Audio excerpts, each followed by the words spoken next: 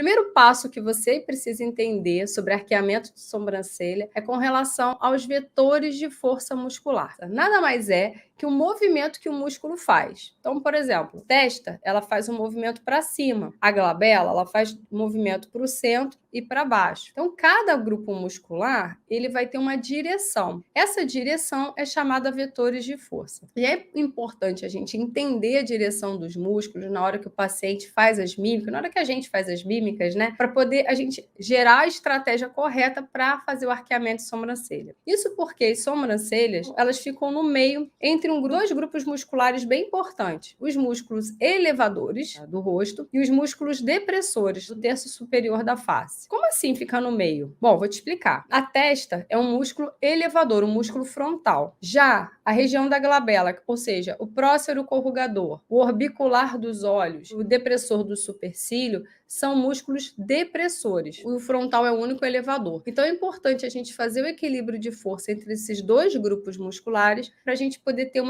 resultado eficiente no arqueamento de sobrancelha. Paralisar só um músculo, a gente não vai ter um resultado eficiente. É preciso a gente equilibrar essas forças. Beleza, a gente entendeu o que é vetor de força. Agora, vamos para a segunda etapa, entender o músculo frontal. Ah, como assim entender o músculo frontal, Elaine? Poxa, ele sobe, né? Sobe, faz a gente fazer aquela cara de zangado, de assustado, tão simples. Não, não é tão simples assim, não. Existe hoje, já está descrito na literatura, 3 características do músculo frontal. Então, nós temos o paciente que tem um músculo frontal total, ou seja, é aquele paciente que quando faz a cara de assustado, ele faz uma ruga em toda a testa. A gente vê quebra-molas na testa dele inteirinha. Esse é um paciente que tem um perfil muscular frontal total. Então, ele é aquele que faz ruga de cima e baixo, tá? Um segundo perfil do músculo frontal é aquele paciente que tem músculo medial, ou seja,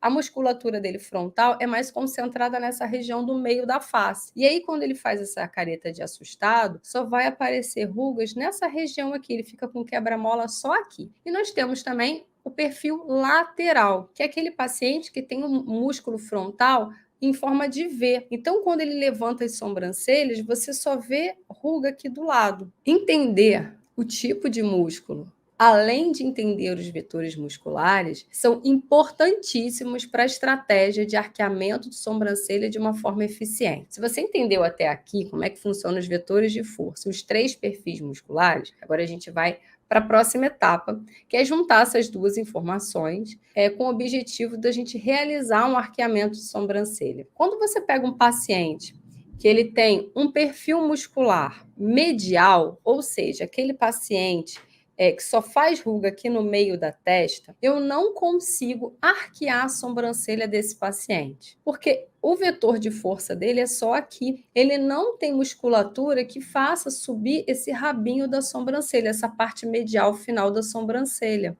Então, por mais que eu tente todas as estratégias de colocar toxina na glabela, de colocar toxina na testa, não vai arquear, porque ele não tem o perfil muscular para isso. Da mesma forma, o paciente que tem o perfil lateral, ou seja, aquele que só parece ruga aqui quando ele faz a cara de assustado, porque ele só tem vetor de força para cá. Como é que a gente faz o arqueamento de sobrancelha? A gente paralisa uma determinada região para uma outra ficar mais forte, né? Fazer um cabo de guerra. Então, normalmente, para arquear a sobrancelha, a gente paralisa a região central da testa, né, do músculo frontal, tendo como objetivo deixar essa musculatura da lateral aqui relaxada e ela subir, vetores de força opostos. Só que o paciente tiver só musculatura aqui e eu paralisar, não vai adiantar nada porque ele não tem músculo aqui do lado, né? O perfil medial. Já o perfil lateral, ele só tem musculatura aqui que eleva.